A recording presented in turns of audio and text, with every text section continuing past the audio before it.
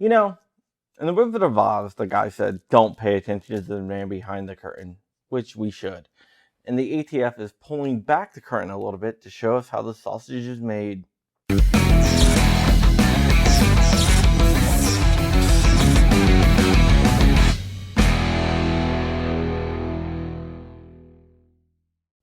What's up, guys? My name is John Crump. I'm an investigative journalist with MLN News, where I report on the ATF, FBI, and all the agencies and organizations that want to violate your God-given and constitutional right to bear arms.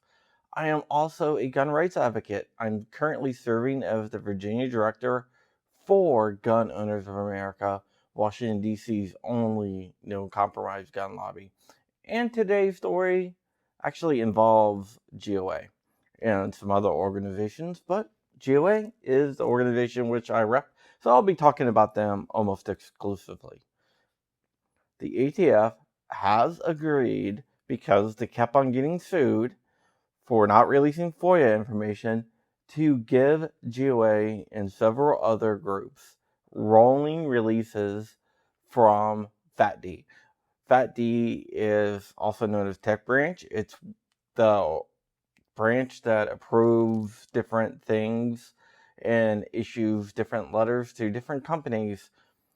Basically, if you want to submit a firearm or something else for review to the ATF, it will go to FATD, and they will look at it and say this is approved or this isn't approved. Let's say you have, I don't know, an 80% lower. You send it there, they look at it and go, this isn't a firearm, here's your letter. Or if you have a brace, they look at it and say, this isn't a stock, this is a brace, here's your letter. Even though the ATF is pulling those letters, kinda, and telling people they have to resubmit their products for re-review, that's what they do. They also deal with criminal stuff. Like if a police department confiscates a rifle and they're not sure if it's a SBR or not, they can send it to FATD. FATD can look at it and say, yes, this is an SBR, or no, this isn't an SBR, or machine guns, or whatnot, whatever, right? There's a case where they confiscated a 1022 and they're not sure if it's a machine gun or not, so they send it to FATD and FATD looks at it. Even if they are pretty sure, they still send it to FATD to get the criminal letter so they can use in court. All right, so let's get back to the story. So GOA has been suing FATD a lot. I've been suing FATD a lot. A lot of people have been suing FATD a lot over their non-willingness to give over these letters. So there's been a deal struck. From now on, GOA and other organizations are going to get rolling releases of letters to FATD. What does that mean?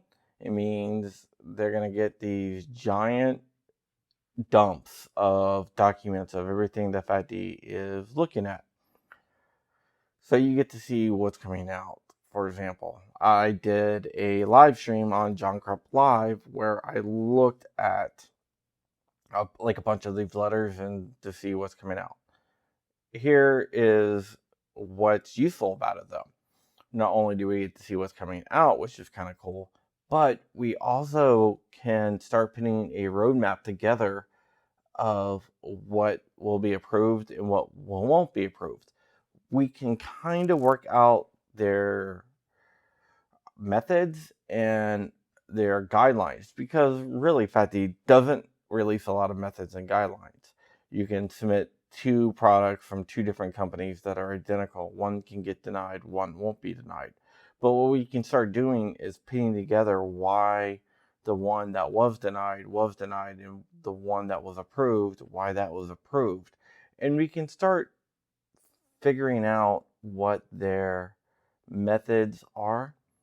But yeah, that is kind of cool, and it's going to be very, very useful for not only me in the investigative journalist space, but also people who just write about tech or whatnot in the gun industry.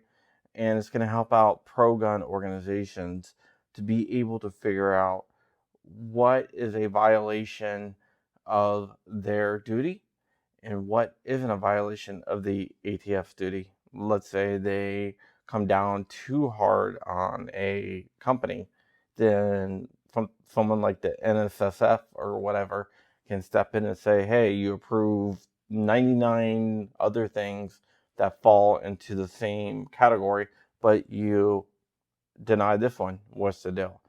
So it helps companies to be able to design their products better, as well to be able to get that approval letter, which is key. So this is actually a big deal, and I don't think a lot of people are covering it or even know about it, to be honest with you. So I just wanted to get this out there, and I'm going to be releasing more documents. Every time we get a dump, I'm going to be releasing them. GOA is going to be releasing them, and I bet several other organizations are going to be releasing them as well.